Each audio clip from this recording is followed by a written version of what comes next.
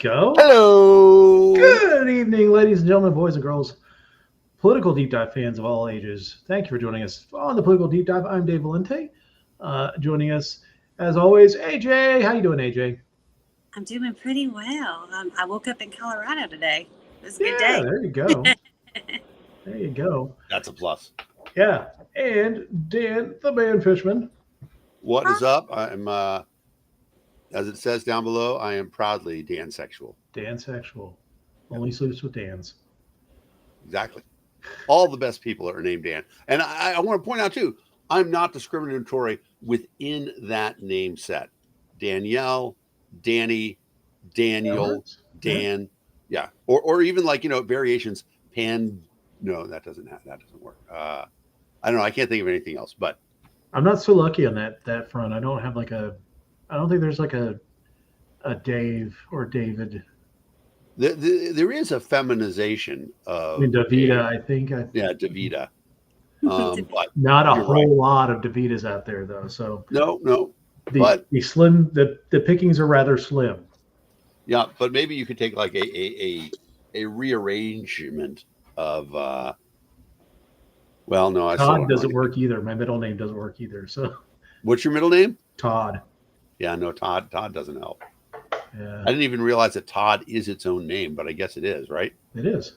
It means fox in Welsh. Really? All right. Yeah. What does the fox say? Yip. Ding, ding, ding, ding, ding, ding. Yeah, that was a weird damn song. Yeah, so how's everyone? Speaking of weird, let's talk about Trump. Hey, Liz, how you doing? Hey, Janice, thanks for joining us. What is up, Liz? My Indiana people in the house. Yeah. Before we get too far, let's see. Let's talk about Lou Dog Design. Oh, yeah. Yeah. Speaking of some of the great, awesome stuff that comes from Lou Dog Design. This QR code's down there. Scan it with your phone. Get sent to the website. Check out all the cool stuff. Yeah, political deep dive merch on there, and great political merch on there as well that are not quite political deep dive related, but now my understanding actually is that white shirt, there's somebody out there who has one that has been signed by me and Dave, but they missed AJ in Nashville, and so now they're going to have to come to Colorado to get her to sign it. Yeah. But that's the big thing, man. You get that shirt, you get it autographed by each of us. I don't know that we have a reward for the first person who does it. No, if you get it signed by all three of us, you achieve true podcasting enlightenment. Yeah, exactly. I mean, that's worth all of you will achieve full consciousness on your deathbed. That's right. Hey, Greg, and hey, Drew, how you doing? Ahoy. Ahoy, ahoy. All right. So yeah, check out the Lou Dog Design. Also, give us a like, share, subscribe, whatever you're viewing us on, whether it is X or Twitter or whatever the Twix. And let me just say, for the people who might be watching this on their phone and you don't know how to use a QR code on your phone, take a quick screenshot and then open up the screenshot in your camera, and there'll be an option to scan for QR codes. I did not know that. I learned something tonight. Yeah, I learned this last week because I always thought like somebody sends you a QR code on your phone and you're like, I can't fucking use that. you're Android, right? Yeah. Okay, so yeah, you just open it up in picture, and when you're looking at the picture, there's an option at the bottom that says lens. Okay. Click lens, draw a circle around the QR code. It'll do all the rest. That is cool. Damn. I learned something new tonight.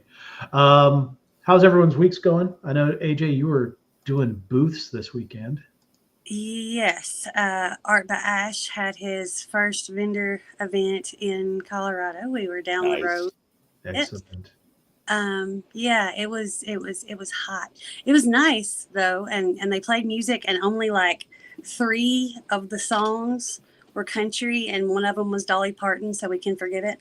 But there was just a moment there where Charlie was eating barbecue and fucking Luke Bryan was playing. He was like, ew, this feels like home. Like, we're just like, no.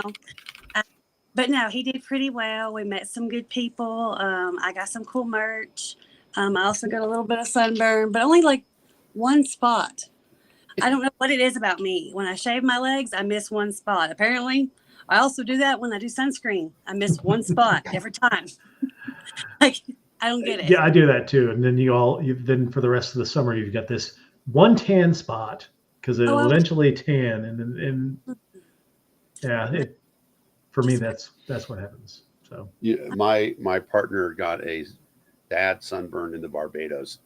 We were there first week in May. She still has it. Like, it's not red anymore, but like the tan outlines on her back of her swimsuit. oh yeah, Still there. Yeah, it's crazy. I mean, she's incredibly fair skinned. It's just among the dumbest things that I've done in terms of not telling her, hey, you need to put a shirt on, because it's crazy. But it is what it is. Bad sunburn is a bad sunburn. yeah. Oh, yeah. I got a 2nd-degree sunburn one time. Yeah. Getting high in a pool in Albuquerque in 104-degree temperatures. That'll do it for you. That'll do it. That'll do Yeah, it. it will. That will. All right. So, Dan, what you do this week? Really, it was all work. Cranking away with Real Report, getting close to launch. Cool. It is interesting to work with people across a lot of different time zones. Like, I sort of had done that beforehand, but now it's especially fun because everybody loves the Olympics, right? Yeah. And so we talk about what's going on. And India had some surprise wins in archery, and actually they'd done remarkably well in the 4x400 relay as well.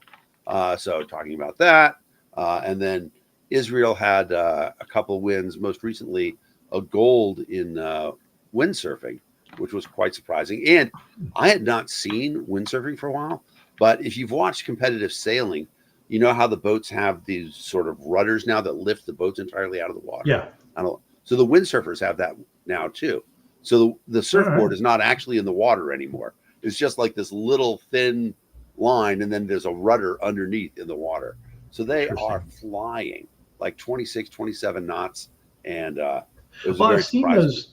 I've seen those boards where people, it's like, it's almost like they're jumping. They're on the board, they're jumping, and it creates the motion for them to go forward. So it's that sort of design, but in this case, the wind moves them along fast enough that it keeps the whole board out of the water. So it's just the little That's thing crazy. there. It is. It's amazing. So I enjoyed that. I enjoyed watching the Olympics. And so this is an interesting thing too. I just had a post pulled on Facebook. I've been having problems with squirrels in my chicken coop. And I tried to shoot them with my pellet gun. I have an air rifle. And for people who don't know a lot about guns, they're like, oh, maybe you should get a real gun instead of an air gun. A pellet rifle, a good pellet rifle, actually has a faster muzzle velocity than a 22. You don't have to worry about the bullet going so far that's going to shoot somebody. And it's got more than enough stopping power to kill a squirrel or a small rodent, anything like that. So a good air rifle is a great way to eliminate vermin. However, I haven't used that air rifle since Not Vermin Supreme. Please don't. Not Vermin Supreme, but vermin that are threatening your chickens. We like vermin. We like Vermin Supreme. Yes. But I haven't used that air rifle since I moved from Boston. I didn't ship it in a case. It's clear the sights are off. So I want to resight the rifle. And I made a post on Facebook. I'm saying, I want to resight my rifle, but it's, I don't want to buy one of those $250, $300 sighting machines. Does anybody have a recommendation?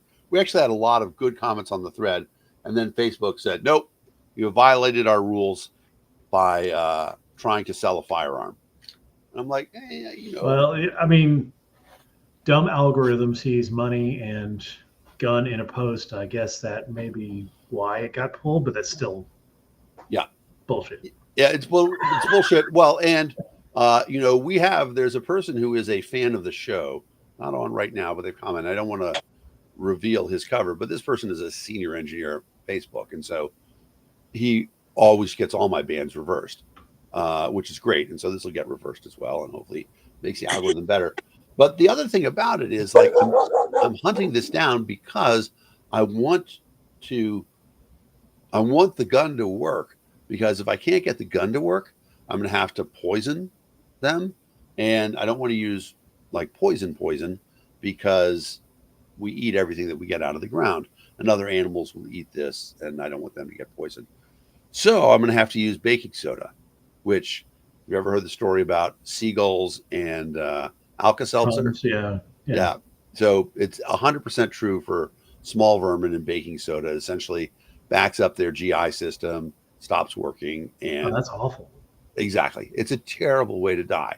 Yeah. I'll do it if I have to, but I'd much rather just give them a nice humane shot and kill them. So hopefully, I did. Somebody taught me how to build the sliding machine, so hopefully I'll be out there. I mean, a squirrel at 25 yards is a tough shot. I've killed squirrels before in Massachusetts at 10 yards with this gun. So I'm going to try to sight it in for around 25 yards, which is where I would be if I'm on the porch looking out into the garden where the squirrels get off my damn lawn. Exactly. So that's how my week's been going. All right. Yeah, I joined the gym this week. Exciting. Good for you. Yeah, went to the gym for the first time in many years, and the first time I ever went to a gym, I got on an elliptical for 5 minutes, and then I was like a newborn baby foal trying to walk for the first time. It was, what happened to my legs? I can't, did I do spinal damage or something? Right.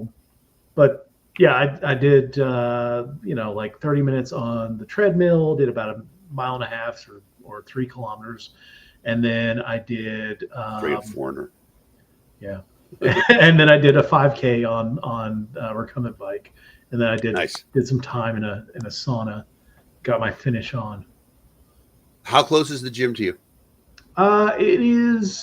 It's in Hagerstown, so it's just north of me, like maybe 7 or so miles.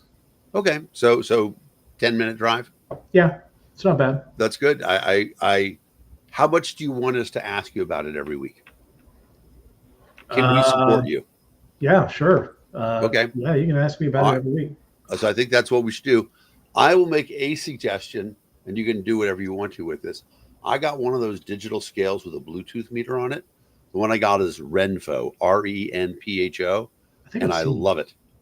So, I stand on it, I get a chart on my phone.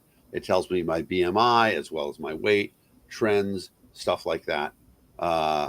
And I remember the last time I tried to lose a lot of weight, and I had a friend who said, you should just hire a personal trainer. I'm like, how much is that going to cost? He's like, it's not expensive. It's expensive. I don't want to sound like an asshole when I say this. He's like, but it's you get a personal trainer for, a little bit more than your cable bill. And I'm like, well, I don't think I want to pay like that. I'm like, it's like, Dan, if I told you right now that you could pay $300 a month and you would lose 10 pounds every month, would you do that? I'm like, oh, in a fucking heartbeat. He's like, you can do that. If you hire a personal trainer, you will lose 10 pounds a month at least. He's like, so do it. I've had good and bad experiences with personal trainers in the past. Better experiences with female personal trainers than male. Yeah. The guys, and in fact, I've talked to a couple personal trainers, after I stopped going to the gym. Some of the guys that look at dudes like me, they're just trying to get you to quit because they don't like dudes like me in the gym. Right. So the experience I've had with dudes have not been good. And they're just trying to drive you into the ground. The 2 times I've had women personal trainers, they've actually worked with me trying to create a way to lose weight, and not, beat me up every second of the workout. They understand like that. I had this personal trainer, the first personal trainer I had after I had my surgery, I'm on the treadmill, and he's like slapping that thing up to 7 miles an hour. Right. I'm like, I'm still over 300 pounds at this point. I'm Oh my, how haven't run in 2 decades. How am I supposed to do this? And but yeah, that was kind of the insight that I had a couple of friends tell me about. I'm like, that just sucks. Like these are the people that you should be encouraging to stick with their plans and work in the gym.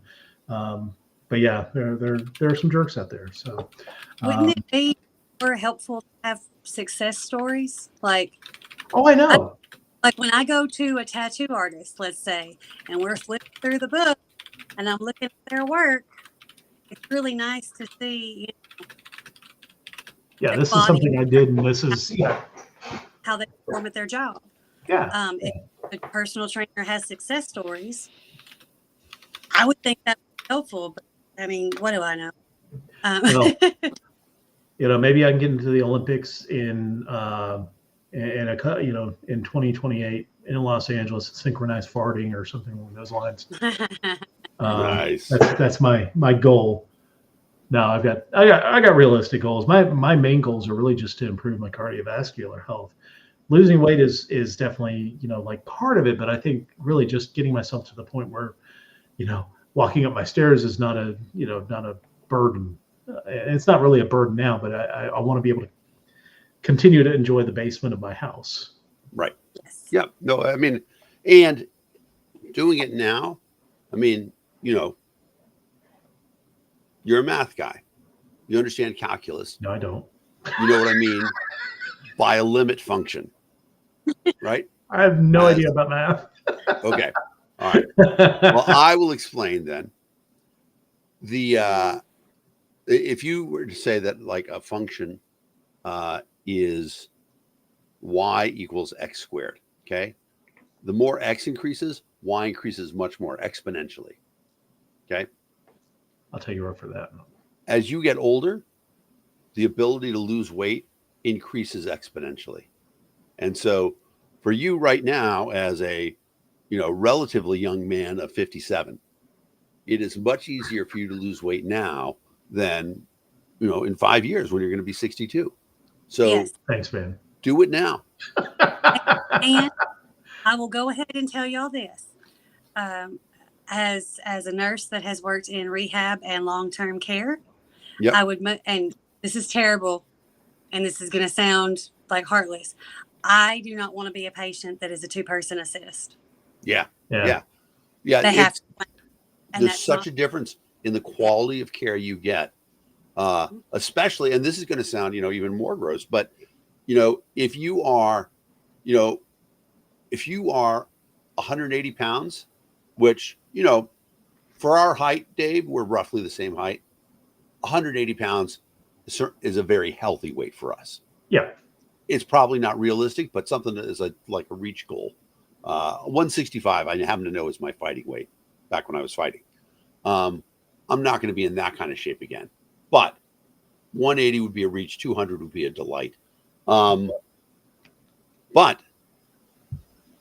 the ability when you're 75 years old at that weight, if you have to go to the hospital and you can go to the bathroom by yourself, that improves the quality of your care enormously. So don't get into a situation where you're going to be so fat and so incapacitated that you can't do stuff like that. And I mean, we should all hear that clarion bell right now.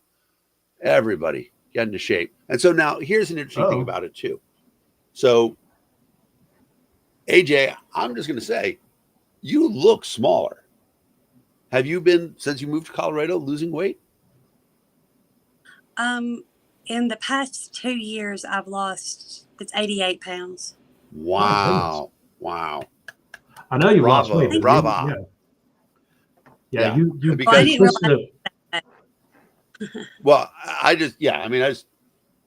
Well, you post a daily picture, and I've sort of seen them over the course of the last year, and you definitely look like you are crushing it out there. And so I am excited to, as I start to do some better numbers, to hopefully share them and get some good advice from you about this as well. So Thank you. And that goes for all of us.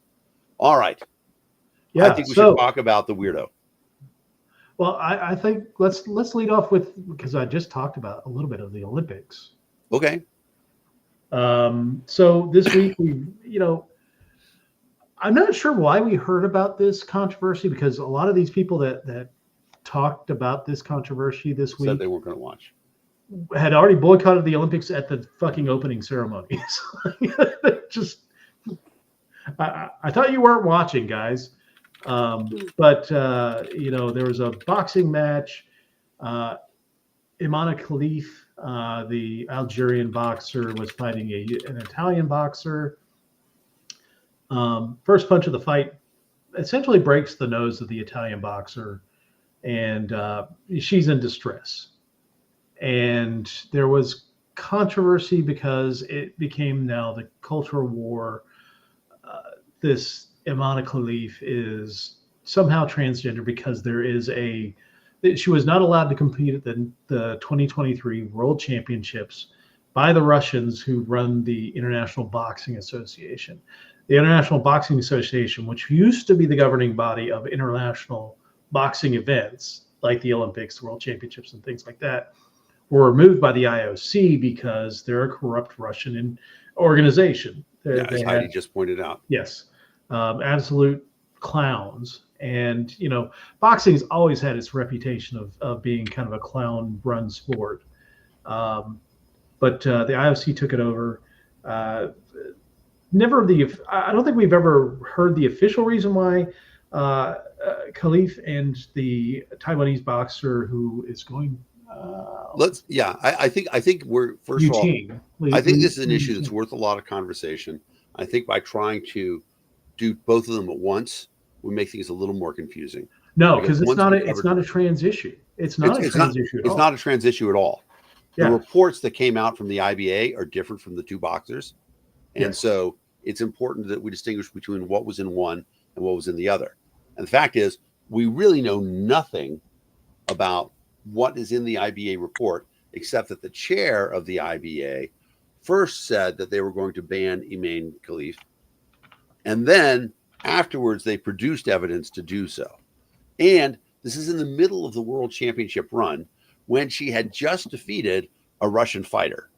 And so Russian organization bans Khalif for no evidence, right? They couldn't produce a test or anything like that showed anything except for the fact that she'd beaten a Russian fighter. Now, there is a truth to the matter that Imane Khalif is taller than most of the women in her weight class. She's fighting at 66 kilograms, which is roughly 140 pounds. And I believe she's 6 feet tall. That's not unheard of. But across sport, no, I just watched. NBA player is 7 foot tall. Do we kick them out? What? No. I mean, there's also a weight category thing too. Sure, yeah. But there is no physical evidence that Imane Khalif is anything but a woman. There is none at all. Okay. There are conversations based on her appearance, but the IBA used to ban Italian and Greek women for having too much facial hair from boxing. They said they were too manly. I might be exaggerating that a little bit, but it's bullshit. You can't say that because somebody looks a certain way. And you're exactly right. Height is ridiculous because there are.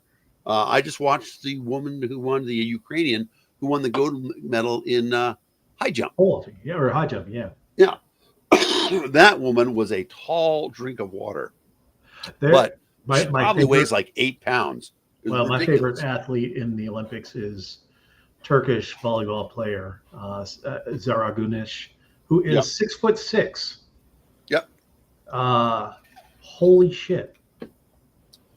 My good friend Hannah, who is president of Mover and Shaker and the Liberty Movement, right? She played volleyball at Texas Tech, first at USC and then at Texas Tech.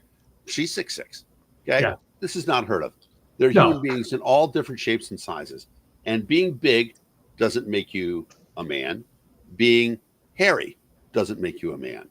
Okay. None of that stuff matters. There's no evidence. And there's significant evidence that Algeria, which is a secular state, right? It is it is a Muslim state in which it is illegal to be transsexual, would not send somebody to the Olympics to They represent would be their allowed to country. exist. Exactly. For that matter, is she safe to go home? Right. Yeah, well, Has I she think been Algeria has contacted defended her. by yeah, the Algeria is defending her Because pretty all strongly. that actually happened here is Right. there was bigotry involved Yeah. and racism involved. Yeah. Yep. I mean, that's the thing that gets me is that it's not that it it happened one day and then we all learned and everything. It's like, oh, okay, that makes sense. It's still going on. Like, she had to come out today and say, let's stop the bullying. It's still going on, and people are sharing the same bullshit stuff that's completely not true, right? Yes. And this is, circles around to the thing that this is the responsibility for everybody on the show, for everybody who's listening, for everybody who can stand up for decency anywhere. Don't let lies be repeated. Okay. We've talked about this before. The 10 Commandments don't say don't lie. They say do not bear false witness against your neighbor. Here's your chance to stand up and do something about that, because this person, Maine Khalif, has always identified as female, right? Has never transitioned, has the same sex organs that she was born with. As far as we know, has never failed a test.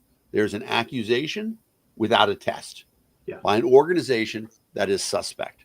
Okay. I believe this less than I believe a police officer who says they found marijuana in a black person's car. And I don't believe that either. Yeah. No, I don't believe that shit either. So, but it's not just Iman Khalif. Right. Lin Yuting, who is a Taiwanese boxer, is actually going to win a medal. And it had faced the same allegations from the IBA, was kicked out of the 23 World Championships. Good on her for persevering. She's going to win she's guaranteed a bronze. She's fighting in the semifinals. I think the way boxing is, there are 2 bronze medals for the semifinal losers instead of making them fight for a bronze medal, which that's fine for me. But so she's guaranteed a bronze medal. She could get a gold medal out of this. I heard about the first fight for Khalif. I haven't heard any subsequent fights. I don't know if she's had another fight yet, or I don't know either. I watched some of her past fights. I watched this fight. I mean, this fight was ridiculous. The greatest boxing quote of all time is by Mike Tyson, which is, everybody's got a plan until they get punched in the mouth. And it was a good shot. Yeah, no, I mean, but lead with your chin, fuck around and find out. Well, it's not just boxing. It led with her nose, and she broke her nose. And look, I know a lot of people want to make fun of the Italian fighter, and there's been a lot of people like, oh, she's a cop and all this stuff. I think if we're gonna, and I've heard her subsequent comments out of what happened, is that she had a broken nose, and it's really hard to fight with a broken nose. I'm just gonna say that's probably one of the worst things to have happen in the ring. I'm gonna say that comments like that, to me, smack a lot of sexism, because men all the time. No, I'm thinking from my perspective. Yeah. If I'm a dude and I'm in a fight, as someone that has been punched and their nose was broken, it's really hard to function right after, let alone fight. It's like running a marathon. There's a point of running a marathon where your legs are burning and your lungs are killing you, and through training you learn to keep going. Boxers have learned to fight with broken noses. I'm sure, but so she decided to take care of herself, take care of her health, and gave up on the fight. Now she's just having regrets because it became an issue after the fight. That's one thing, but I think in 2021, when Tokyo happened, because it was supposed to be in 2020, Simone Biles took care of her mental health, decided to withdraw from some events, and we lauded her as a, some people, of course, complained about her doing this, but people have essentially lauded her as a hero for taking care of her mental health.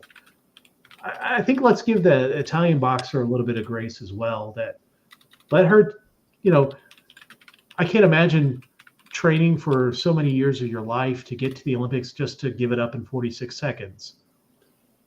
Well, so I do like the phrase "giving it up in 46 seconds," but she did publicly on the air say it's not fair. It's not fair. Okay, she had a lot to do with spinning this cycle. Oh, she had a fight yesterday. Thanks, Farrell. Yeah. Did she win the fight yesterday? I'm going to look that up right now. But, and I can't remember what her name is, the Italian. Carini. Last name was Carini. Yeah. Yeah. She has since come out and said all the right things. Yeah. But there is a moment when you're in the ring, when you step into the ring and you say, I have to lose. Yeah. It's not right. Yeah. Exactly. I think there were some mistranslations, but yeah, I mean. No, she said it in English. She was yelling at the Algerians. Oh, all right. So yeah, I mean, there's no mistaking what she meant at that point in time. So I'm not going to let her off the hook entirely. I'm glad that she's recanted that. I'm glad that she said that she can't judge it, but she clearly stoked those fires in the beginning, because that quote of hers was on all the bullshit stuff that people were sending around in the beginning. Well, and I think one of the things is that it's an outcrop of what happened with the IBA and kicking her out of the 23 championships, in that since the actual evidence or the accusation actually never came out, just the judgment, that has been allowed to fester and carry on with and I'm sure the other boxers had some questions, but yeah, I mean, this is ridiculous. They had tested her before the Olympics and ruled that she was fine to compete. Like that should have been good enough. Yeah. Yeah. She passed that test twice, because she also fought in the Tokyo Olympics. Yeah, and she lost in the Tokyo Olympics. It's not like she had some massive grand advantage. She lost 2 years ago in the World Championship. And the woman who beat her said, look, she's always fought as a woman. We have no evidence to the contrary, except for what people are saying. And, the woman who beat her, she's Irish, or she's got a genetic advantage in a fight. But,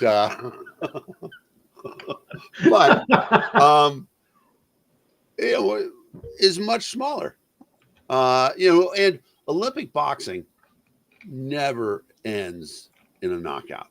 Okay. It rarely ends in a boxer incapacitated. It's almost always scored on, because it's only like 3 or 4 rounds. Exactly. It's 3 rounds. And it is not, you're actually not trying to hit each other as hard as you can. You're trying to score points and step away. Yeah. You'll occasionally see, someone get caught. And Greeny did get caught. I mean, that was a pretty solid punch. Sure. She got caught. I mean, but it was her fault. Yeah. No. I mean, it's and I was just going to say, there are obviously some, relatively famous American fighters, Tyson Biggs and a few other guys who got in there and did execute, not knockouts, but knockdowns during their Olympic gold medal fights. Sugar Ray Leonard. Hey, Jay, you wanted to say something? Honestly, as far as this goes, I mean, this is the hate and the bigotry. And as far as the testosterone goes, women's testosterone's higher when they're on their period. That's the other thing, is that testosterone is not a good measure. Yeah, definitely not. I mean, right now, my testosterone, because perimenopause, is higher than it was 10 years ago. Does that mean I'm a man now? Or, that's just the stupidest thing. It's so dumb to measure it on really any of this. And y'all know that I'm not a big sports fan. I'm not like, ooh, like whatever the fuck. But this woman is in danger. She's going to have people that never believe that never believe her. And you're right. And it's not going to. Can she go home safely? Yeah. Like, you know, if Yeah, being accused of being transgender can ruin your career, how many brown and black women that happen to be tall are going to be out of a job? It's bigotry, hate, and stupidity. All right, one. And I know that well because I am from Tennessee. I'm so glad I'm not here for that. It would be hateful as shit. I can't imagine how bad it is right now. Right. I mean, I'm thinking like Brittany Griner getting accused of being a man.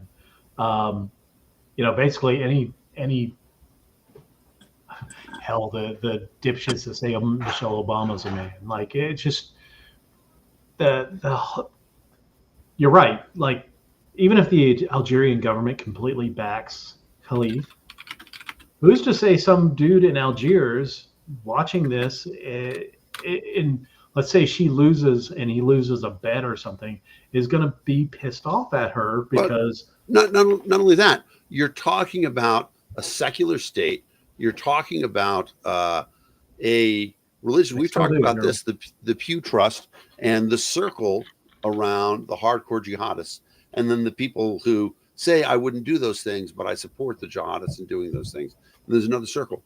You get to a pretty broad circle of the people who are willing to say, yeah, you know, that's blasphemy. That is an abomination before God.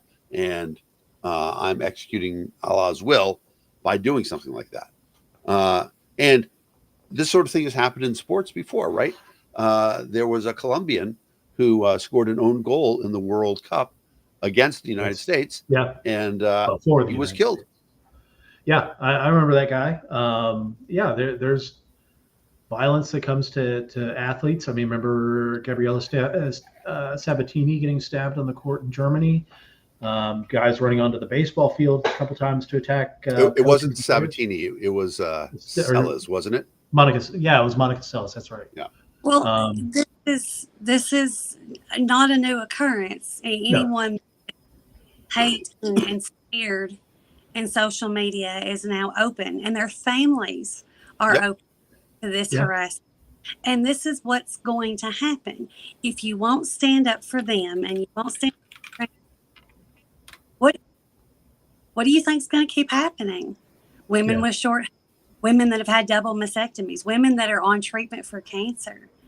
Hell, I shaved my head and I got a couple of looks in the bathroom and I was like, please give me a problem. I was ready. But no, this is something that is created from the hate and the fear and the transgender people. If we could stop it, it would save the rest of us. Well, women, we want to talk about all that. That's fine. Let's talk about the safety of women. Let's talk about the rapist that was also at the Olympics. Yes. Yep. If we're going to talk about the safety of women, okay. What if rape mattered? What if rape? We want to talk about. She's getting harassed, and memes are Mike Tyson in a wig. Mike Tyson, by the way, is a convicted rapist. He is. I will say that I believe that people do their time. Some people can repent, stuff like that. I do believe, Mike Tyson's now a business partner with a good friend of the Liberty Movement, selling mushrooms, and he credits them for turning him around, fixing his depression, stuff like that. I don't know if it's true or not, but I will say, however, so first of all, back to Iman Khalif. So she won her second fight, 5-0 against Anna Luka Hamori of Hungary. So she's going to get a medal. Awesome. She's going to get at least a bronze medal. Good.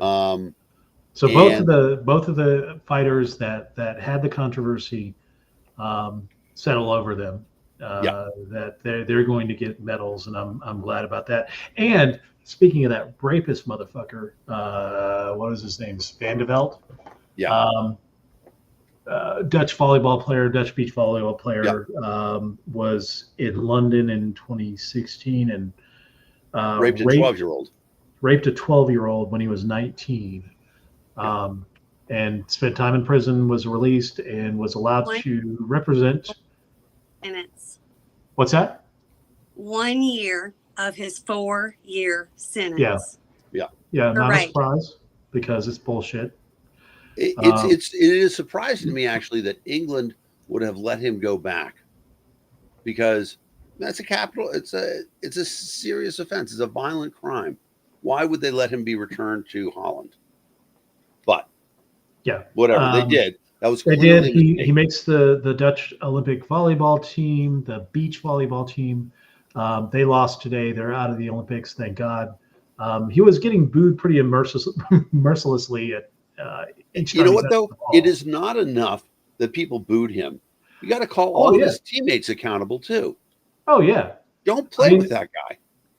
Yeah, I mean, especially because it's a two-person We'll team. play with Mike Tyson, just to be clear.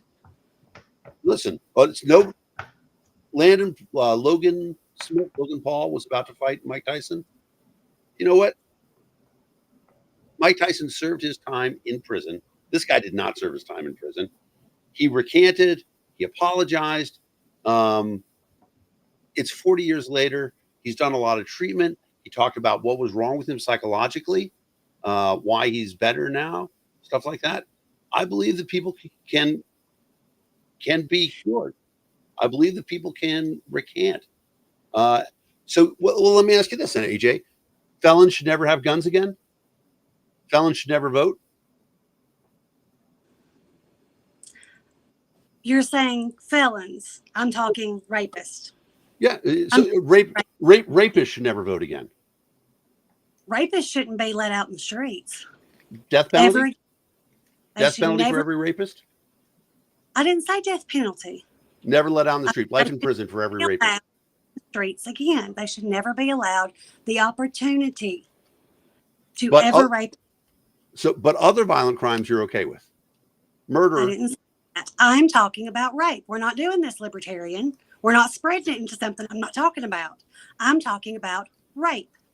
But I can't say that I want to punish just one crime differently than all the other ones. Okay? Because a violent crime, for me, murder is a terrible crime. Okay? Murder is a terrible crime. And if you're going to say I'm going to punish this terrible crime, you're going to say I'm going to punish every day. I'm sorry, what? Doesn't hear a song and is suddenly back in their murder. No, rape is for life. Rape is for life. The family of murder victims live with it every day. The children of murder victims live with it every day. Where are my parents? All that stuff. Okay? That's terrible. Once again, I'm talking about rape. I'm not talking about murder. Was there a murderer at the Olympics? No. There was a rapist at the Olympics. Yeah. Yeah. I don't know. I believe that people can recant. I believe in salvation. And I don't believe that there's anybody who can't achieve forgiveness. If you disagree with that, that's fine. But yeah. I disagree. I oppose the death penalty for that reason. Did I ever say anything about the death penalty? The very fine line between life in prison and the death penalty is a very, very fine line. And the only reason, it seems to me that the only reason you're saying that is because you don't want to say that you're in favor of the death penalty. It seems to me like penalty. Not even for rapists? Not even for rapists. Why not? I think that they should get the health care that they deserve. In fact, they did when I was their nurse. Yeah. They should get the health care they deserve. I think that if they're diabetic, they should get the diabetic diet. What about the mental health care that they deserve? Sore on their ass because they just refuse to take a shower because they're a rapist and it's dangerous for them. I'm going to make sure that they get taken to the surgeon. Let's talk about this. So, I worked with teenage sex offenders for many years. Okay. And you know as well as I do that it tends to be cyclical. If you were raped as a child, there's a very good chance that you are going to be a rapist later on in your life. However, you can, through therapy, recognize, Jesus, I was fucked up as a kid. What happened was that adult raped me when I was 4 years old, but I didn't know any better because I was 4 years old. And I thought that's what love was. And so then later on, I said, oh, this is how I'm going to show this child that I love them, by doing to them what was done to me. I've worked with those kids, specifically that thing. And those kids can be cured. Those kids can be cured. Okay. It takes a long time. It takes a lot of therapy, and it takes a lot of growth, and they have to be willing to do the work. But I believe that those kids can do it. And I will tell you that if you don't believe they can be cured, they never will be. So this is one of the most astonishing things. When I worked with adolescent sex offenders, this is 1986. Okay. And we are primitive in what we're doing. But we knew that the people who actually were the most effective at turning around the lives of adolescent male sex offenders, almost all adolescent sex offenders are male. The people who were having the best results with them at the time was Boys Town. Boys Town, where there's only a few doctors and it's mostly priests. And we had a conversation. I had a conversation with a doctor at the time. I'm like, how is this possible? He's like, here's the thing. The staff believes that the patients will get better. And across all healthcare, that is a critical element in terms of results. If the staff believes that the patients are going to get better, they have much better outcomes in places where the staff doesn't believe that. And so having that sense of almost faith healing works. And I could tell you, I know kids who are rapists who are not anymore, who I have a good friend. I do. I know them personally. Good, a kid who was in my group, in my classroom, and his name was Graham. He was a sex offender. Later on in life, he realized that not only everything that he did was wrong, but he was not right. He was not comfortable as a man. He transitioned to female, and his life has been so much better since he's done that. But he was able to get to that place because we were willing to give him therapy. We didn't say to him, dude, you're a rapist. Rest of your life is in jail, no matter what you do. I believe everybody can earn forgiveness. You got to earn it. You got to prove it. I think that there are a lot of rapists out there who should never see the light of day again. But I'm not going to tell them that it's impossible, because salvation has to be available. If you were going to tell me that there is no salvation, for me, my choice would be the death penalty. I would rather be killed. I think where we're having the disagreement here, and I think Janice hits it on the head, is that offering forgiveness for rape as a woman, and I fucking hate to speak on behalf of women, but God, someone needs to. I think that is, especially for the women, because they are by far get most of the rapes are occurred against them. It feels like they have to forgive their rapist, no matter how, no matter what that rapist did to them.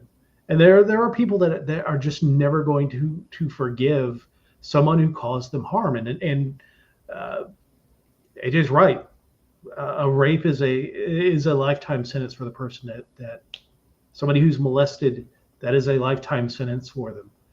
Can they get treatment? Sure. Can they move past it? Maybe. But getting molested, getting raped, that is a lifetime sentence for them. And I'm seeing both of your points. I'm seeing both of your points, because I do know that there can be treatment for people, but I also know that that person's, does the person who was raped get treatment, get the same access to treatment? Because a lot of, we know our American healthcare system right now. If you're in prison, you can get treatment. Not great treatment, but you're going to get treatment.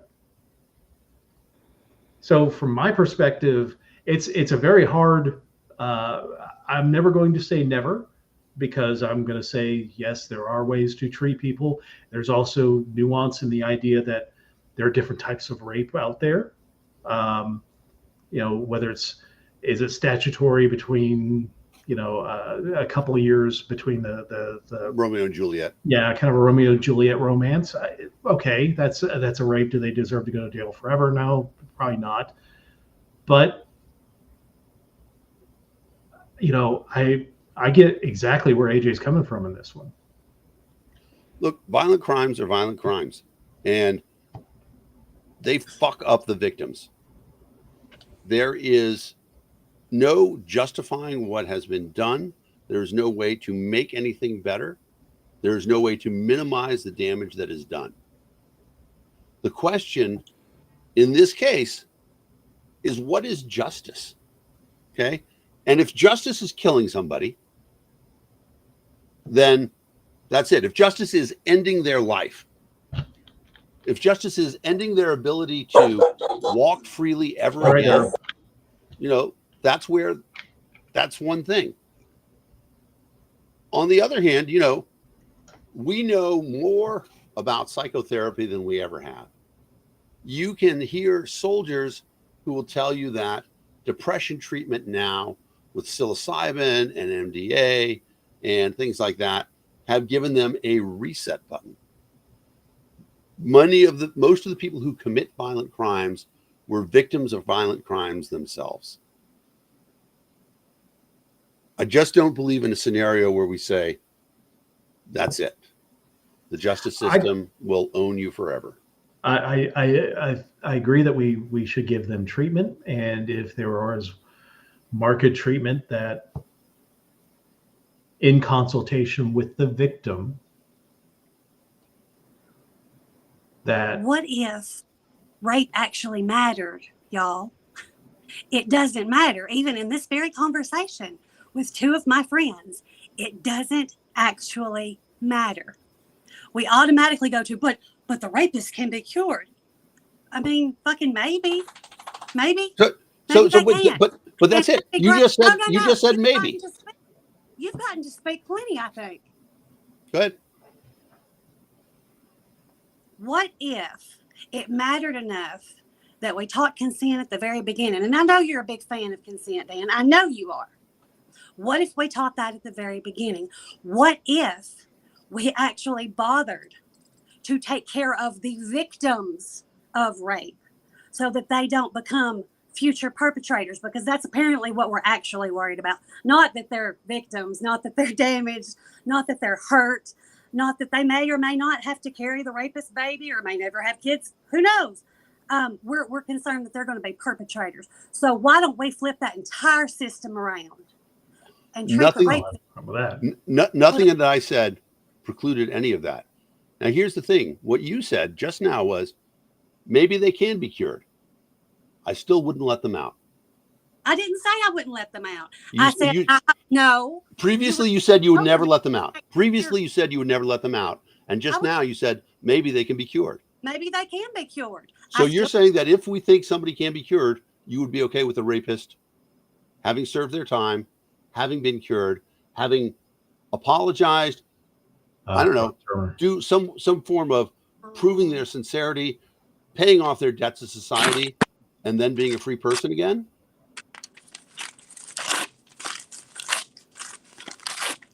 Oh, no. I'm sorry. I'll never do it again.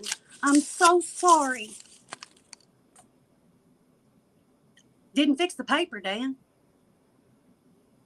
The paper can never be fixed. It doesn't fix the fucking trauma either.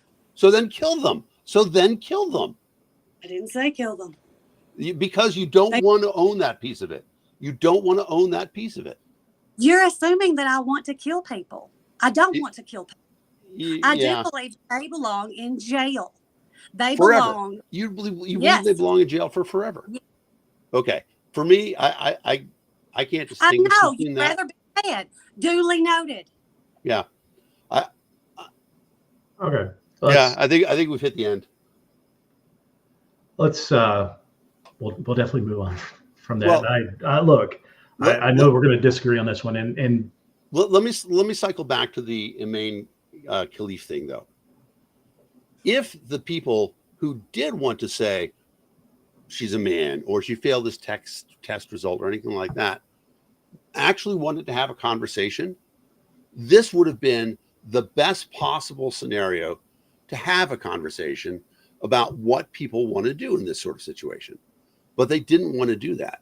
These are the same people who they say, oh, well, she's XY or she has male chromosomes or anything like that. But they are opposing teenagers in the United States with that scenario getting gender confirming treatment, which is ridiculous, because how can they complain about this woman who they have no idea whether she's XY or Sawyer syndrome or whatever the thing is? How can they say that that's possible and then oppose children like that in the United States getting the therapy that would allow them to live their life productively and not compete in male sports? It's completely ridiculous. Yeah, they're not going to have that conversation. It's all just we're in an outrage porn life. Yeah, like we are just here to oscillate from the this controversy to that controversy to this controversy to that controversy and not solve any. It's just to get everyone angry at one another, and we're going to get angry at each other. Yeah. So yeah, I mean, there was never any room for actual conversation. I did see a funny meme this week. As a picture of Elon Musk several years ago with thinning hair up here, and somebody saying that hair transplants and a jawline enhancement is actually gender affirming care. It is. It is the definition of it. And there's that what's his name from Turning Point America, who had his chest enhanced because he had sunken chest syndrome, but not fatal. But that is also gender confirming surgery. Yeah. All sorts of people have gender confirming surgery all the time. Men have hair transplants. Men have gender confirming boner pills that is paid for by health insurance. And yet, if we know that there are people who are seeking this out, they're not even allowing doctors to talk with the family in Texas about what the options are. And anybody who supports that has no business weighing in on what's happening here, because we're talking about a woman who has never had any gender confirming, any gender changing, any transition surgery or medication, has lived as a woman all of her life, probably never even heard that there was any question at all about anything being different from her than any other woman. And yet, just because of her looks, and that's exactly. I mean, that's absolutely insulting. Right. That's right. That is the worst part of it. Is that that's what it really comes down to, is that some people think she didn't put makeup on in the ring. Well, that she looks manly, which of course is completely ridiculous, because that definition is buying into, what American companies have told us women are supposed to look like. So it's the most insane bullshit thing in an insane year. And the only thing I can say about it is that I'm trying to engage the people who I think would actually be able to listen to talk about this, because there is a teaching moment here that, first of all, the truth is not what you people say it was. Okay. There's no indication that Emaine is anything other than a woman. But if she were a woman who had XY chromosomes, wouldn't you support her being able to get therapy? I appreciate the Rugby Sevens quote, Tom. Yes. Wouldn't you want her to be able to get the therapy so that she could live life in a happier moment? Wouldn't you want her to achieve the place where she wouldn't be competing in women's sports? They have to answer that question. And so bringing up that question to the small-minded bigots out there right now, I think is doing some good. It's very frustrating to engage with those people, but I think we have to do it. there are people that you can reach. I'm sure there are plenty of people that you can reach, and I think a lot of people who posted earlier this week on this matter are now well aware that they jumped the gun on this. And you relate your story about the guy that has put out his mea culpa on it. You know, yeah, reaching out those people and getting them to change their mind on their past bigotry is great. Um, the whole Daryl Davis conversation, I guess. There are a bunch of examples of that, and I think that if you go back and you look at the history of America's relationship with first the LG community or LGBT community, and eventually we start adding in T, right? Yeah. But in the beginning, there's no acceptance at all. And what happens is that some people keep pushing to have rational conversations about them. And eventually we get to the point where people realize, you know what? Gay people aren't a threat. They're not pedophiles. If anything, we know that priests have a higher percentage of pedophiles than gay people do. People learn from lots of conversation and lots of visibility. And that's where we have to be in T conversations. Now, what we're talking about here, right, is intersex specifically. Intersex is relatively rare. 1 out of 1,000 has the same prevalence as natural red hair. Let's start having conversations about that. Okay? It is a real thing. And visibility is what gets us there. So as painful as it is, I think people should find a way to engage with their bigoted friends, their morons, the people who are repeating lies, and just say, look, here's what the truth is. All right. Well, speaking of bigoted friends and morons, the Trump campaign has been having a real one this week. Weird. They're weird. They're weird. Yeah, they are. The word of the week is weird. Yeah. And they are. I mean, so Trump addressed he had a Q&A with the National Association of Black Journalists Convention in Chicago this week. And immediately started, first off, was very competitive with one of the questioners, basically asking why black voters should trust Trump. And he went off on her being a nasty journalist and being treated very unfairly and all that stuff. But then went and questioned Kamala's ethnicity. Right. That she's she's black now. I thought she was Indian. Like, she went to HBCU. She pledged a black sorority. Like, this is back in her high school days, her college days. That's a pretty good indication that she's. And I don't think that she's not claiming her Indian heritage at all. She's very proud of her mother and her heritage as well. But I've never heard her present herself as, I'm just Indian American. No, me neither. Absolutely just went off the rails talking about this. And I think this is their line of attack, because I think ever since Harris got into the race, they just have no idea how to attack her, other than, she slept with Willie Brown back in the 80s or 90s. So she's a whore, because that's a common attack on female politicians. That she is a DEI hire, that bullshit. That's ridiculous. And then this whole attack on her ethnicity, and it harkens back to Donald Trump leading the charge on Barack Obama. In fact, they're actually claiming that she's not a U.S. citizen because her parents were immigrants. Right. But she was born in Oakland, fucking California. That's his. Yeah. Right. And even if there wasn't the birthright stuff, her father had a green card at the time, and her mother. They were both in the United States legally. Yes. So there's no question of her citizenship.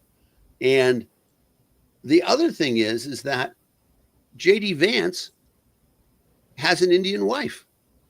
Yeah, I mean that was the dumb thing because JD Vance has been parroting this stuff, and is she black or is she Indian? Like, dude, okay, you have an Indian wife, you have two biracial children. They're both Indian and white. So how are you not getting this fucking concept? Right. I mean that part needs to happen more. And the absolute regret of the Republican Party for picking JD Vance as their nominee, who has spent time, fending off accusations that he fucks couches, to, this weird stuff with Kamala's race, right, and childless cat women and all that stuff. I mean, he's been an absolute disaster. Yeah. That childless couples or childless people. He meant me. Me too. Yeah, exactly. You too. Like that you and I should not be allowed to vote anymore because or we at least didn't have children. Kind of that. Somebody said it as the 3/5 compromise, that our vote would not have as much weight. Yep. That we shouldn't count as much because we don't have children. And I'm not discounting anybody's experience. If you have children, you have vastly more experience in this world than Absolutely. I do when it comes to, what do you need to raise your children? What world works to have your child grow from being born to getting them out of the house? I'm not going to discount your knowledge in that. But everybody's got something to contribute. I mean, you just can't segregate a population because they don't have even worse than that, because where this all breaks down is the idea of democracy. Okay. Yes. That one people gets to, I like that prediction, Tom, that the myth of an election gives you legitimacy to impose your will on other people. Yes. And that's where it's all wrong. And so that's why they want to recalculate who gets to vote, right? It's Stalin who said it's not who votes, it's not who gets to vote, it's who counts the vote that matters. But they want to start taking away the people who are allowed to vote. And this Christian imagery, right? That there's supposed to be families with lots of children, where the men are the providers and the women are the homekeepers. And we return to this, I don't even want to say Pollyanna thing. No, because it's not. It's not. And, you hear all the time people say, oh, you know what? I wish we could go back to, a simpler time like the 50s when we didn't have anything. You know what? You don't hear black people saying that. No. You don't hear them saying, oh, yeah, I wish we could go back to the way things were in the 50s. Because the fact or women. Is, or women. Exactly. Women Right. Especially, couldn't get a fucking bank account on their own, couldn't buy a house, couldn't do anything. All that stuff, 100% true. And yet, here we see a major political figure, the vice presidential candidate, arguing and really repeating the crazy Trump stuff. The fact of the matter is, it feels to me like Kamala has as much momentum as Obama had this time in 2008. Yeah. The party is excited, it's galvanized, and it raises another good point. Remember all those Democrats who said we were terrible people for attacking Joe Biden, for talking about replacing him. Look, their party is in much better shape now than it was when Joe Biden was running. And for them to not realize that, there are some Republicans probably having the same. Oh yeah, gosh, I wish we could have replaced this dipshit. Well, Donald Trump, they definitely said that. They're like, oh, they can't replace Joe Biden. It's got to be Joe Biden. Blah blah blah. Joe Biden's the hardest for me to run against. Stuff like that. In the same thing that the Democrats did, right? Because the Democrats made Trump the nominee. Yeah. Or they had a plan to do that. So they at least learned that much out of it. But it's just crazy. And they've gone so far off the deep end. In fact, I'm going to send you something. You can put it up on the screen. I would like to see your guys, both of you, your ranked choice voting for president based on who's out there right now. My question to you is, who do you have lower, Donald Trump or Randall Terry? I have Donald Trump lower, and I'll tell you why. Randall Terry is never going to win. Not only is he never going to win, but even if he did win, he couldn't get anything done. Right? I don't think that. I mean, I think that Republicans are going to fall in line. Even these crazy ass Republicans are going to fall in line with Randall Terry's crazy bullshit. There's some that. Whereas Donald Trump Trump past him. seems to own the party. Yeah. I mean, Randall Terry, right, wants to put doctors in jail. There are Republicans who have advocated exactly that, though. Oh, and I think that they would line up behind him. But I would hope, Randall Terry wants to put Lindsey Graham in jail for being gay. That's maybe Tim Scott too. Yeah, I don't know. But, allegedly. So that's why I don't think that he could do anything. But if somehow my sixth place vote made Donald Trump win, I would be really. And I'm saying that there's seven legitimate candidates. I get what you're saying. I mean, the chance that Randall Terry even wins is so that it gets to that sixth vote, right? Is so rare that it's better to place Donald Trump at the bottom. But so what's interesting about that, and it kind of ties into my shirt here. Okay, RFK, he's going down in the polls because as you get closer to the election, things tighten up. People don't support third-party candidates. Yeah, but he's going to get 50-state ballot access, and none of us thought we would. Why? Because he's got the money. Money makes all sorts of shit happen. He gets press because he had money. It's all the things about it. And he has more money than Johnson Weld had in 2016. They actually got better. He's got a lot of money.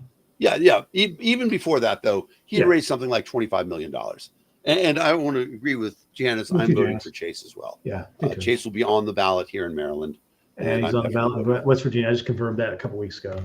So, in that space, though, who do you got for Kamala's vice president, though? I like Shapiro. I think that they have to have Pennsylvania, and Pennsylvania is in play. There's an interesting stretch about it. There's a feud in Pennsylvania between Fetterman and Shapiro, and Fetterman has told Kamala not to pick Shapiro because he thinks Shapiro is a vanity-driven candidate. Hello, Pot. This is Kettle. I have some bad news for you. All candidates are vanity-driven candidates. This is true. Yeah, there's also talk that selecting a Jewish candidate would be bad for the Democratic Party right now because it's going to make the squad angry and blah, blah, blah, blah, blah. But, the squad is going down all across the country in primaries. Just another one lost today or is about to lose. Cory Bush in Missouri is about to be defeated. So three of three squaddish people who have lost their primaries. But not the big ones. Not the big ones. Not there's only 6, but not Tlaib. Although Tlaib is coming up, or maybe is it Ohan? I don't remember which one. But for sure, AOC isn't going to lose. And Ayanna Pressley, she certainly is with the squad. On the other hand, she has stayed away from the Palestine stuff. Yeah. So, AJ, who do you want to see Kamala pick, or who do you think Kamala picks? Well, I mean, I like Andy Bashir, but I mean, it's the South, so I don't really know. Probably will benefit her the most, I hope. I mean, both Bashir and Shapiro are wonderful orators, and I think the getting either one of them. I mean, Shapiro was Attorney General of Pennsylvania. Getting him up against J.D. Vance, I think, would just be a trouncing. Bashir the same way, because Bashir would have the actual Appalachian chops to go after J.D. Vance. So my hope is that it is Josh Shapiro, just because I think that's the pick that makes the most sense. But every time we think that somebody's going to make a pick that makes sense, we end up with like a Sarah Palin. So I would be pretty happy with Whitmer. I think she's already pulled out of that. Yeah, but maybe that's the play. Talk with Jen Moore though about the anger with Whitmer. Hochul has the same baggage in that their actions during the COVID. With nursing homes and things like that just exacerbated the deaths. I think it's great. I think that Whitmer's story, Republicans tried to kidnap me and kill me. Yeah, definitely highlight. I think that's a great story. It'll definitely highlight the. Yeah. Who do you want to elect? Exactly. Strong, stable governor of a state, along with the vice president, or January 6th and COVID. I will say Buttigieg has really impressed the crap out of me on his rounds on the talk show circuit. Oh, yeah. That guy is going to be president someday. My question is that they were pretty contentious with each other during the 2020, which is not, it's not unheard of. You think of Reagan Bush in 1980. They had a pretty good contentious fight, but Reagan. They're not as contentious as Vance and Trump, right? Vance called Trump Hitler. That's true. So maybe there is a path for reconciliation to getting married. Yeah, it's interesting to go back. There's going to be a good analysis 50 years from now. I'm sad that I'm not going to see it, but I hope that we are about maybe. If they can do the Futurama thing of putting my head in a bucket, maybe I'll make it, but I'm pretty sure the rest of my body's going to give out before then. True. But to talk about what happened in the 2020 primary, because Kamala got out before any votes. And so she didn't really bash Biden at all. And how much did that have a Heidi, you win for making the two-faced Janice comment? James, you were on the vice presidential list too, but now you can't be. Kamala getting out early, how much did that make it that she was the vice presidential candidate? Well, and at the same time that Biden was so down in the polls that there was no reason to attack Joe Biden back then. Right, exactly. You weren't gonna. It's a crazy thing. Right. Because they thought it was. Biden was down in the polls up until they came up with the idea we can't let Bernie Sanders win, right? Because it looked like Bernie was going to run away with it. Yeah, so South Carolina, they circled the wagons and got everyone to drop out. Right, and they said Joe Biden isn't going to live more than 2 years.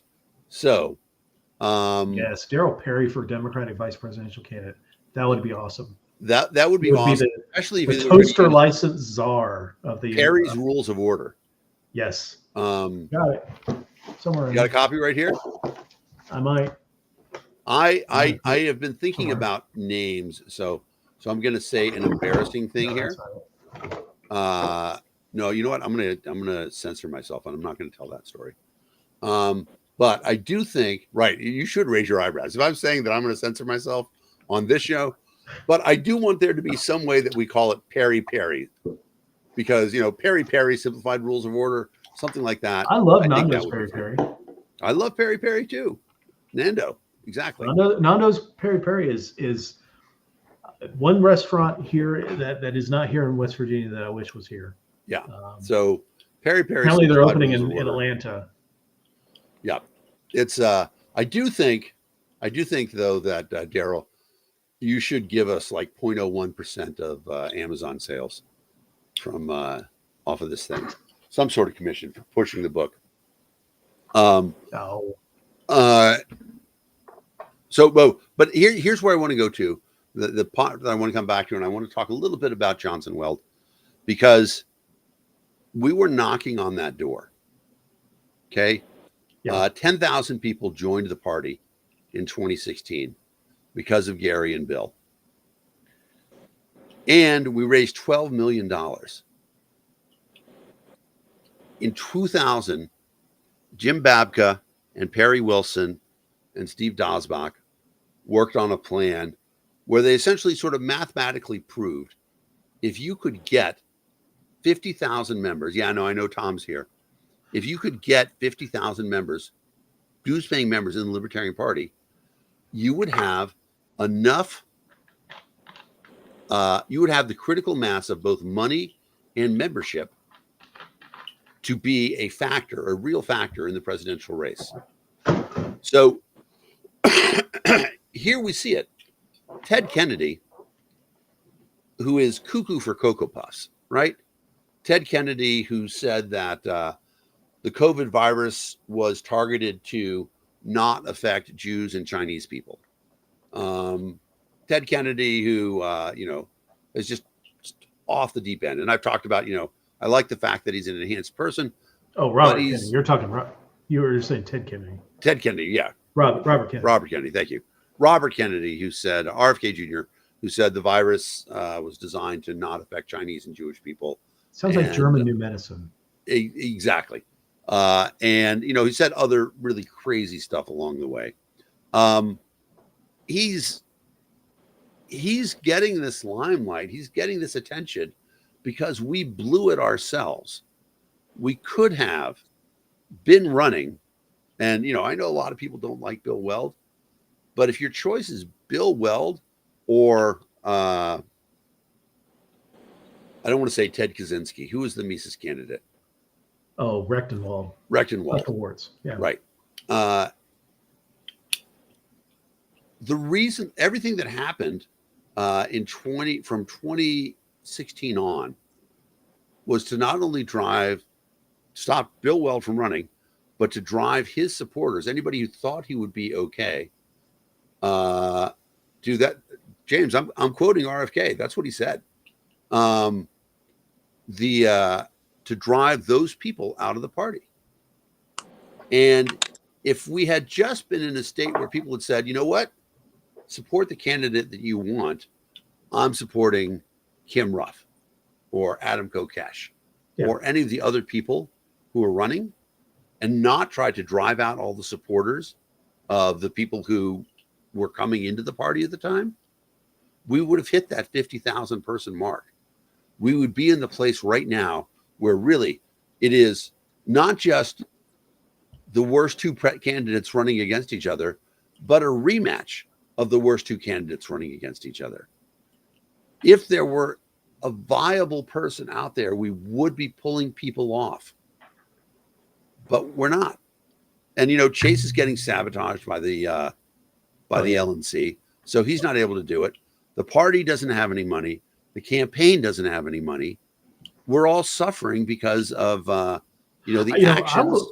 I will say, though, for all of the sabotage, all of the fuckery of the Libertarian National Committee, all of the, the controversies that we've had, I am absolutely proud of the job that Chase has done. Chase is a great candidate. Love Chase. Yeah, Chase, the Libertarian Party does not deserve Chase Oliver. Yeah. No, I agree with that. And it is, it's sad to look at the FEC reports and seeing, funny, actually. Yeah, what's happened to both the party, but also in the presidential race. And it is unfair. Chase is, I said this at the debate in Freedom Fest. I was quoted anonymously in the magazine, but you can find the quote where I said, he is the best libertarian speaker of my generation. Now, some people complain because they say Harry Brown was very clever. I never really got to see him speak in person. He had a lot of gravitas, but I don't think he swept people up the way that Chase does. But if you want to say Harry Brown's the best and Chase is second. Fine. Yeah, I don't disagree with Chase being the best. Yeah. Definitely the best that we currently have. Yeah, I mean, the way he answers questions, the within fire, the broader libertarian movement, the broader liberty movement. right? Well, because that's the thing about it, is that Chase recognizes that the liberty movement has to be broad for it to succeed. And if your liberty movement is broad, thank you, Tom. Tom, old Differently enough to better. remember That's all good. that. Right. I mean, right. Tom was, just retiring when Harry Brown ran for president. So, I think you're going to earn a GFY for that one. yes. But in that space, we have to be willing to, and I don't think the party's coming back, but No. the new party, the Liberal Party USA, or good for you, Dan,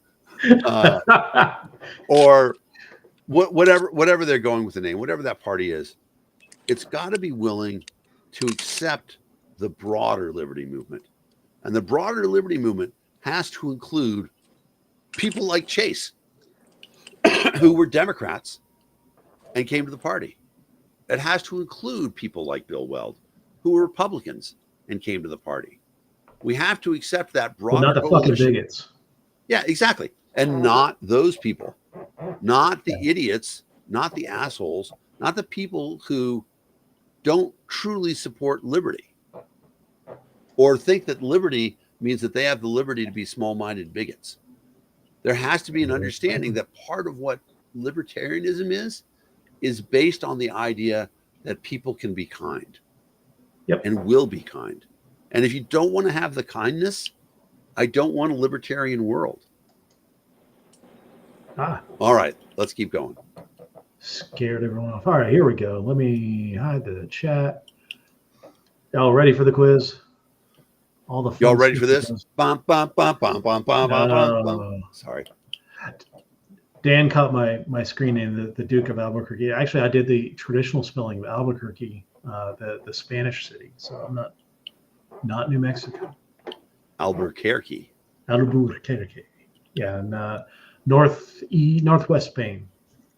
So, all right.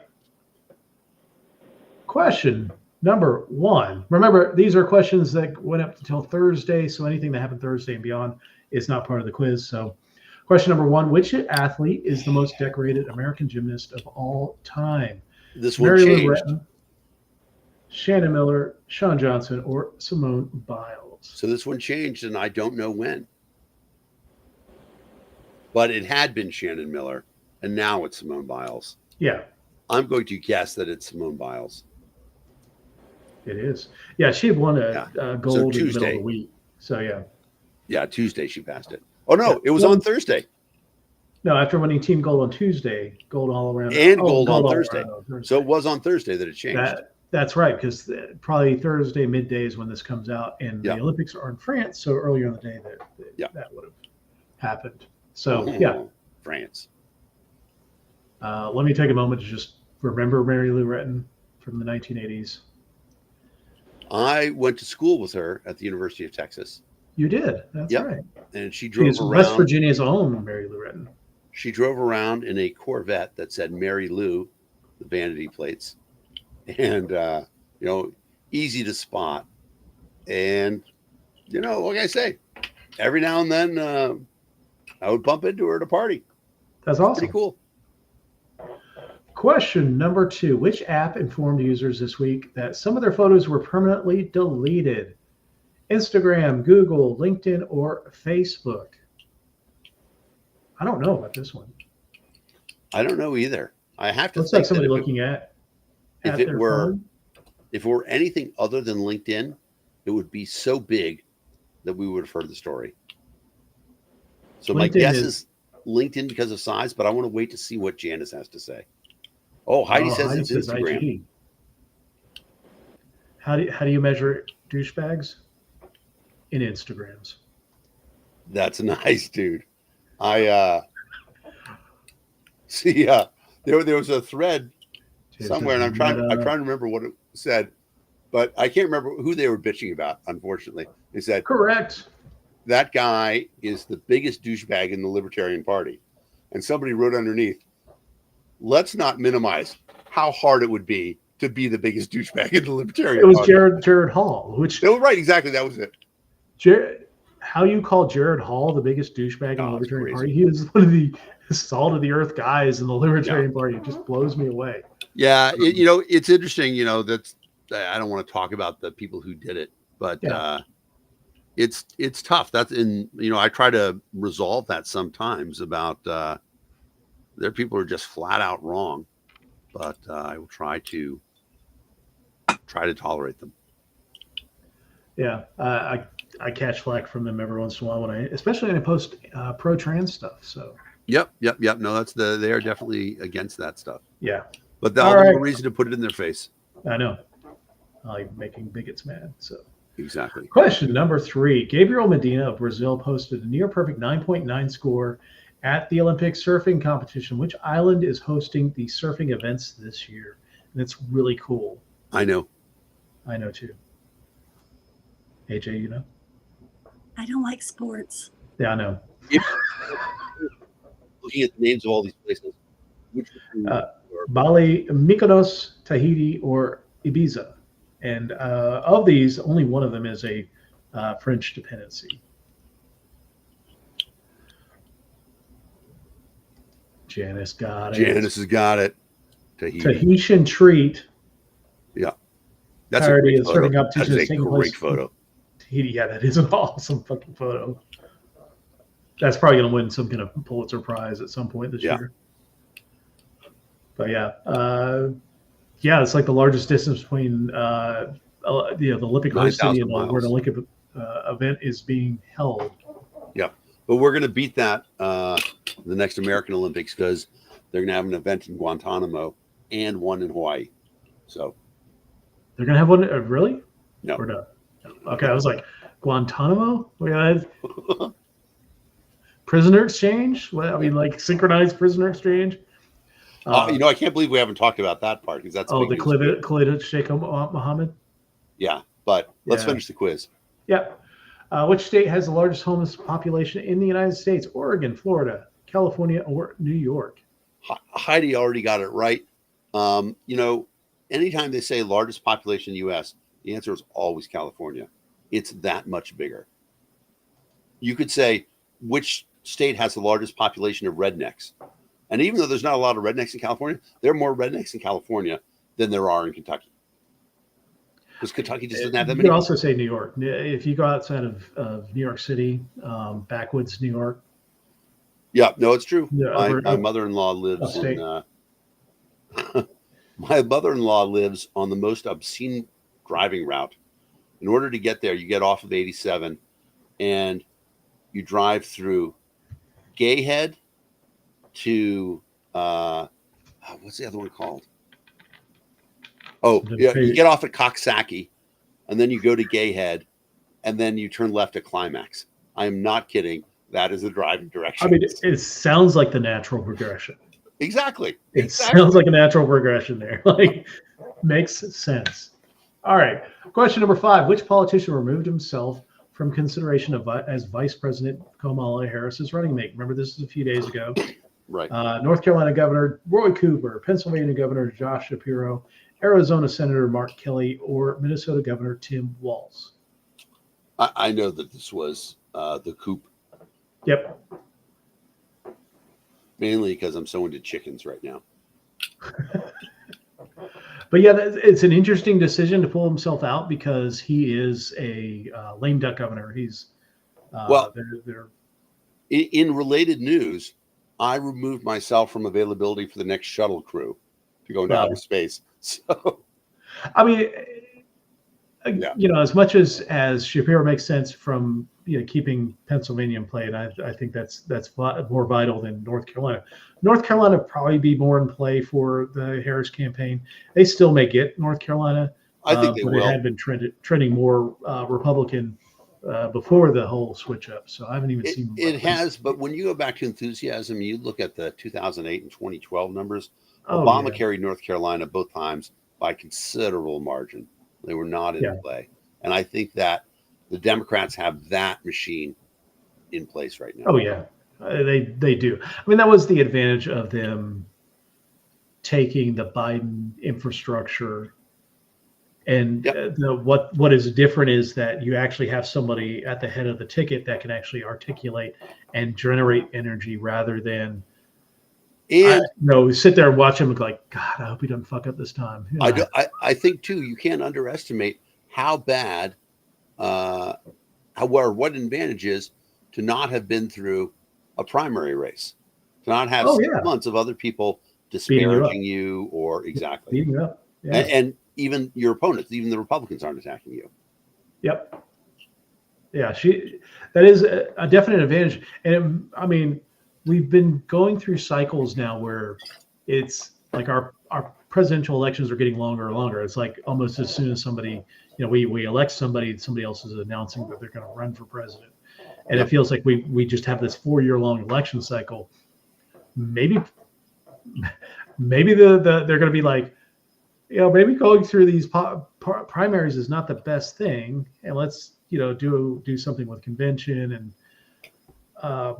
not do the primary thing and then just have our candidate and not have them beat up for several months and having let's say they're a Democrat and having 16 Democrats yelling at them and digging up all the dirt on them only for them to get into a general election campaign, and how all that dirt thrown back on them by the Republican.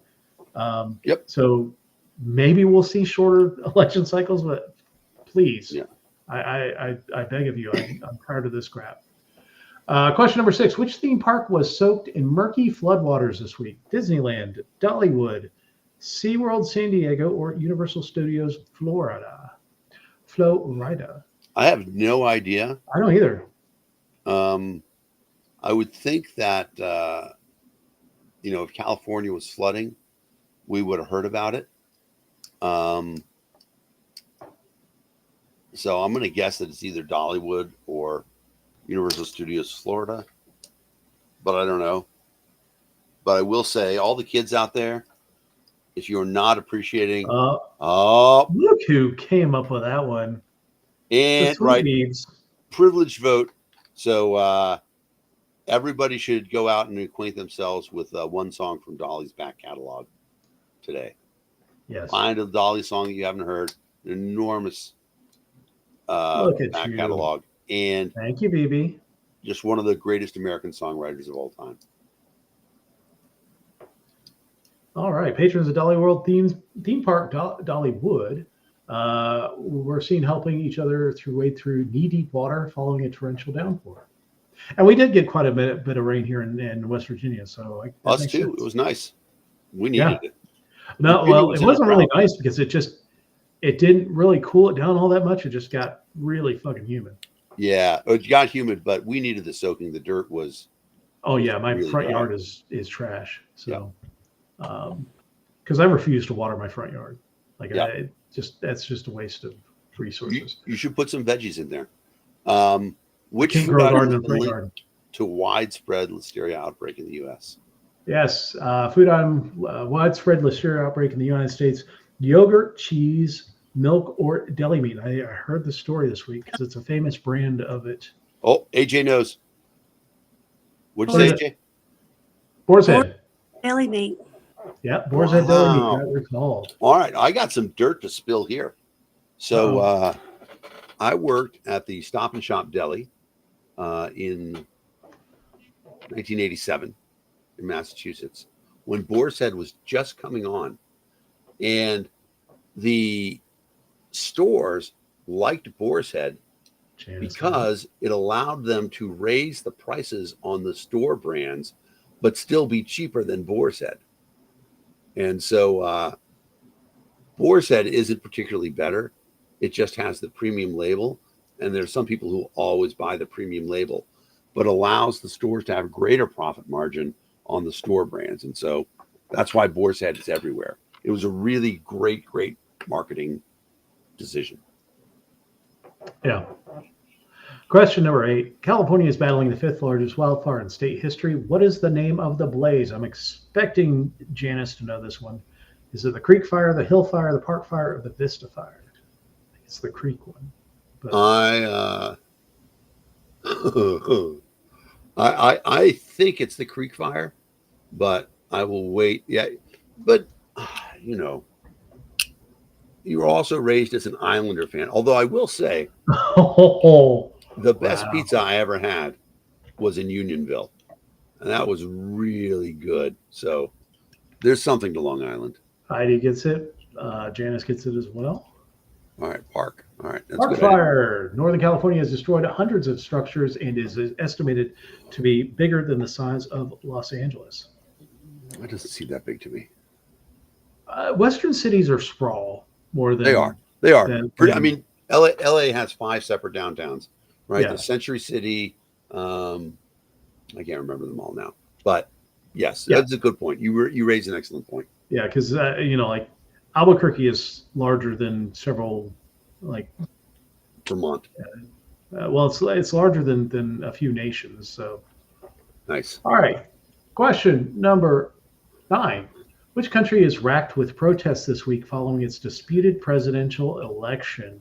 Maduro. Yeah. Venezuelan elections. Yeah, it's going to be interesting to see what happens. I'm sorry, what'd you say? Have we heard from Kyle Varner lately? I have. He's posting, but I know that he's cut his list down quite a bit. Yeah. But he actually, hasn't talked about this particularly, even though you're right, that's his hotbed issue. Yeah. Remember, he bought a bunch of houses and set them up for political refugees from Venezuela in where he lives in either Washington or Oregon. Yeah, I think he's in Washington. Yeah, I think you're right. He was one of those people that got attacked by the Mises folks. Oh yeah. They everything about Kyle.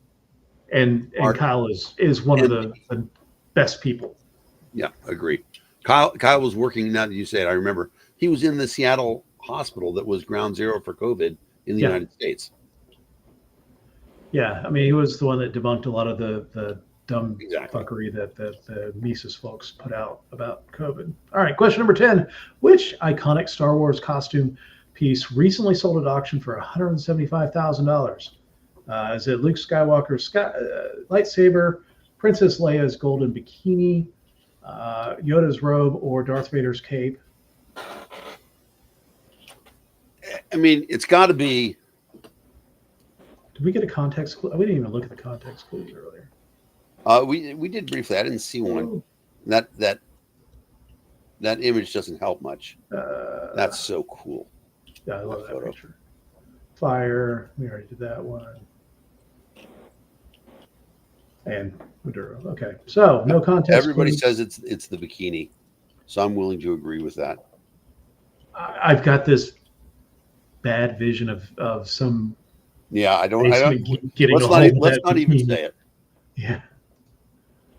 All right. The iconic gold bikini worn by Carrie Fisher on the set of Return of the Jedi was sold for $175,000, and to me that seems low. I think yes and no, because there's this question about. I like James's comment there. There is a question about what's real anymore, right? You can make. True. I have been to tons of parties where women have been wearing this costume. So, who's to say what's the real one or not? I mean, you might have some kind of chain of custody, or that it's verified by the studio. I'm sure it is the real one. The studios are actually really good about that. But the thing is, if there's so many knockoffs of them, how much value does that make on the original? I mean, now that it's gotten out into the wild, we may never know. So yeah, exactly. Yeah, that's interesting. I think it's real. Yeah, exactly. It's like I think we talked about the fact that 10 out of 10. I had put a fair bit of effort into reproducing Spider-Man 1 copies in like 1992 because why not? Right? Those things are ridiculously overvalued. You sell like 10 of them. you're good to go. Dan, you probably shouldn't admit to fraud on the air. It's only Statute of fraud. limitations, maybe, but It's only fraud if I You're actually caught. sold one. Oh, there you go. I put a fair bit of effort into it, but I can't do anything artistic. Strangely enough, James, they are profitable. There is a lady that farts into jars and sells them on the internet. I mean, you can sell anything on the internet, but this one lady farts into jars and sells them and makes a lot of money on it. I mean, That's weird. That's nothing. There are people who sell bottled air from remote locations for ridiculous amounts of money. In fact, AJ, you could probably do this. If you haven't been up to Rocky Mountain National Park yet in Estes, Colorado, it's a fun summer trip. You want to do it now before it gets crazy. So, but you can sell bottled air from there, and people will It's pay on money for it. oh, so it might be a little smoky. just sell it as smoked air. Is there a fire right now in the Rockies? I didn't know that. Yeah, there's surrounded and have been all week. It's funny. My brother has not mentioned anything to me. Let's see. I mean, Western fires are kind of, especially getting to this point in the summer, because you know this is monsoon season out there, so lightning and dry vegetation is not always the and dumb campers, not always the best combination. But 10 out of 10 this week, not bad. Really good. Not bad at all. All right. So, any other things you want to talk about before we head out for the evening? You know, I want to talk just a very simple thing. In one of the best-selling books of all time, Patriot Games by Tom Clancy. That is a good book. Yeah, it's a great book. I mean, they're dated now, but I definitely recommend everybody read through up until I think Dead of Honor was the last one that was any good. Executive Orders was not bad. Isn't Executive Orders a little cheesy? Dead of Honor? Yeah, Executive Orders, because Dead of Honor, right? Spoiler alert, kids, is right at the Jack's end. Already president. Yeah, at the end of Dead of Honor is when the Japanese knock out. Yeah. But also Tom Clancy, huge spoiler, Tom Clancy invents the idea of flying a jumbo jet into a building. Right? They crash 747 into the in fact, in the U.S. that Congress. week, I was on a trip to that's long St. before Louis. 9/11. I was on a trip to St. Louis on September 11th, and the book that I brought with me to read was Dead of Honor. Yeah. And when that happened, I was like, "Holy, okay, great." Yep. No, I mean, I the first time I've ever seen that, and actually, you know, obviously we know B-17 flew into the Empire State Building in the 50s, but but so in that book, there's a terrorist organization that is like the ultra IRA, and they want to hurt the IRA because they think the IRA is too moderate. And so they end up committing this really horrific act of terrorism. You know what? They attack Jack's wife and kid on the bridge. Yes. And an FBI agent tried to kill the queen or king at that. Well, first they try to. Right. So you know it's fiction because it's based on the idea that Charles and Diana are a loving couple. That's part of the plot. That's right. But at this point, they commit this act of terrorism, and the IRA gets blamed for it. And the IRA loses a bunch of donations. And there's a guy who's actually an FBI agent. He goes into a bar, an Irish bar, to his uncle. He says, "Look, you've always supported the IRA, but this is what they're doing in our country." And then his father kicks the IRA guys out of the bar. And the commentary was that here was an agent of the FBI carrying out the misinformation of, you know, this other group, the more extreme group. Yeah. That happens to us all the time. There's misinformation that we get. in front of us, and we end up carrying out the missions of people that we really oppose because we haven't taken the time to really find out what the true story is. And so, go ahead, Dave. I will say that the lesson of this is not, and because the Russians, Chinese, anybody who wishes to do the United States harm is doing it. The goal of them is not to, to an extent they may want to have a favored presidential candidate, but their goal is to sow dissent in our institutions, and not just governmental institutions, are just what is America. They want us fighting each other because we make ourselves weaker. Right. And I think that we, as an open society, and at one point in time, as a society that prided itself in tolerance, have said, well, you know what? We're going to listen to these things. And then we got burned by listening to things that were just complete bullshit, hate speech, stuff like that. And we're like, you know what? I'm not going to oppose this because I want everybody to have the right to say it. It can't be like that anymore. It's on all of us to say the things that we think are right. And, we had a heated conversation here. And, AJ, I am sorry that we got so engaged, but I very much love you, respect you, and I am happy that we can have a conversation like that, because I think that we model for everybody else how that thing is supposed to work. You can be heated on the other side of issues. We never swore at each other. We didn't refuse to talk, any of that stuff. This is the place where we have to be right now, because there are people spreading all this bullshit about Imane Khan and Imane Khalif, and these issues that there's just blatant untruth for. We have to be willing to calmly engage these people and say, let's stand by the truth. Let's have these conversations in a manner where we're talking about things that are actually truthful. Yeah. And we can disagree. Yeah, we can disagree.